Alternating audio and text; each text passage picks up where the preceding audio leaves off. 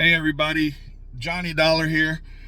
I just wanted to get this out there real quick because I see a lot of people worrying because they have tons and tons of shares of ULTY, okay?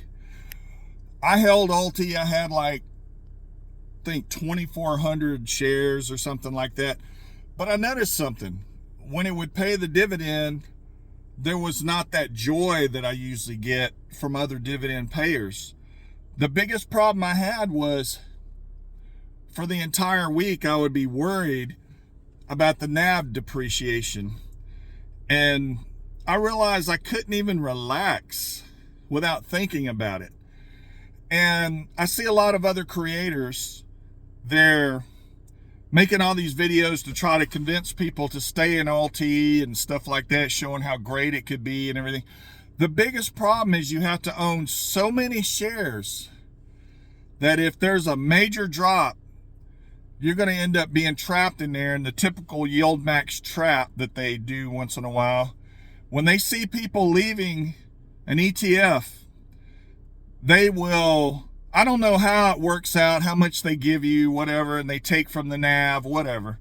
But it just seems like when people start getting tired or a ETF starts getting old and they see people leaving, that's when the NAV really starts to take a hit. And there's people that's been trapped in ETFs for months, just hoping that it's going to either pay them back in dividends or the NAV's going to come back up and get them out of there. So the best thing that I did related to ULTY was I sold every bit of it. Now I am so much more relaxed. I don't worry about ULTY. Everything else, I can worry a little about stuff here and there, but I'm not stressing over ULTY, thinking to myself, I hope a bunch of people haven't pulled out of ULTY today.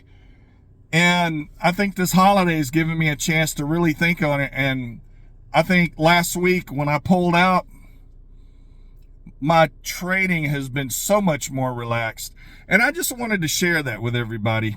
I don't know if you're a person that wants to just leave your money in there forever and hopefully it'll pay you enough dividends to cover what you lost. But if you own so many shares, it only has to go down the slightest amount to knock you back down so far.